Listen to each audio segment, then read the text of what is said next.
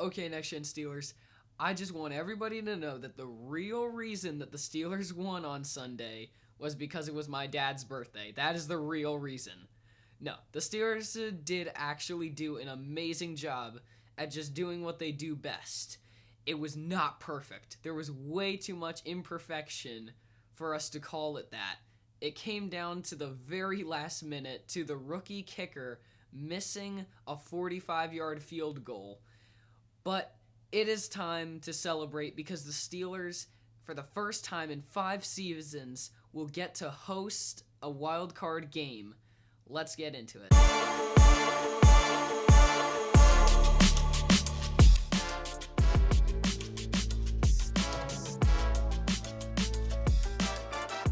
The first thing that I want to highlight about the Steelers' amazing game on Sunday was that Steelers receivers, unlike last week, stepped up in the absence of DK Metcalf and they made huge plays. Also the tight ends.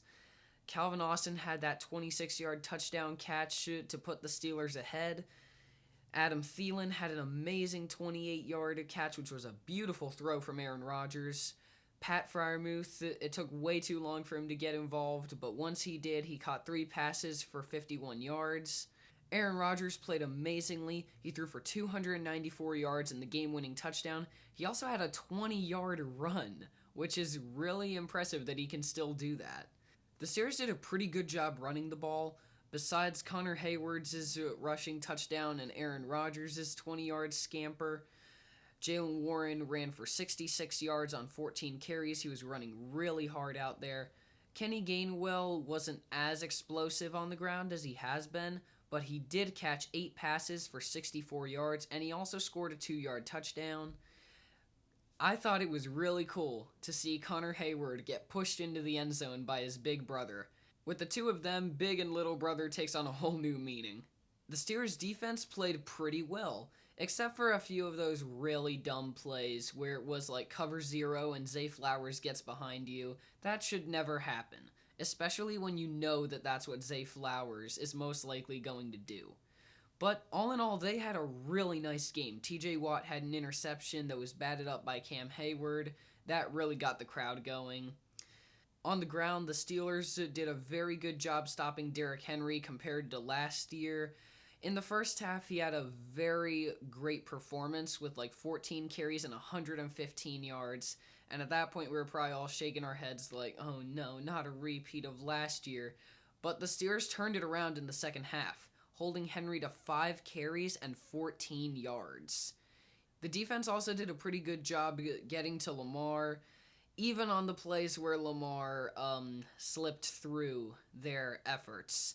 That play was really disappointing for me because Keanu Benton and Alex Highsmith had him right where they wanted him, and it was very clear to me that only Lamar Jackson could have made the play he did.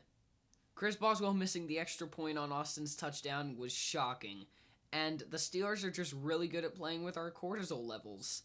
So, after that play, it was very clear that the defense had to make a big play or the Ravens had to make a big mistake. And the Ravens did make a big mistake with Tyler Loop just completely miskicking it. But I sure am glad they did.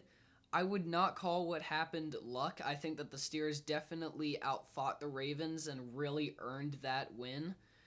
And I am just very excited to see what they can do against this upcoming opponent, the Houston Texans, at home in front of real people for the first time since 2018. The Steelers are going to play the Texans at home for their wild card game. The Texans are really doing pretty well. They're coming off a really nice streak. CJ Stroud has been playing really efficiently. He's got a really quick release. He's got a great target in Nico Collins, who's a very big, physical wide receiver who really moves well. He has other weapons at receiver, like Xavier Hutchinson has stepped up really big this year. Jalen Knoll and Jaden Higgins, the two rookies. They also have Woody Marks and Nick Chubb that they can run the ball with. So the Steelers are going to need to bring forth their full effort on defense to stop them. The Texans also have an amazing defense that has been doing really good.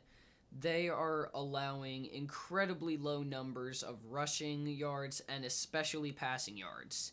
Last time these two teams met, CJ Stroud completely destroyed the Steelers with his quick release and those quick slants, so Steelers definitely cannot let that happen. They have to give their pass rushers time to get to the quarterback. Also, they have to generate explosive plays on the offense. We will be getting DK Metcalf back, which is very comforting. Also, our receivers are coming off of great games, Adam Thielen and Calvin Austin especially, so hopefully they can get involved. But especially Pat Freiermuth, again, needs to get targeted a whole lot more. This should have been a game where he had double-digit targets. He didn't. This needs to be a game where he does get double-digit targets.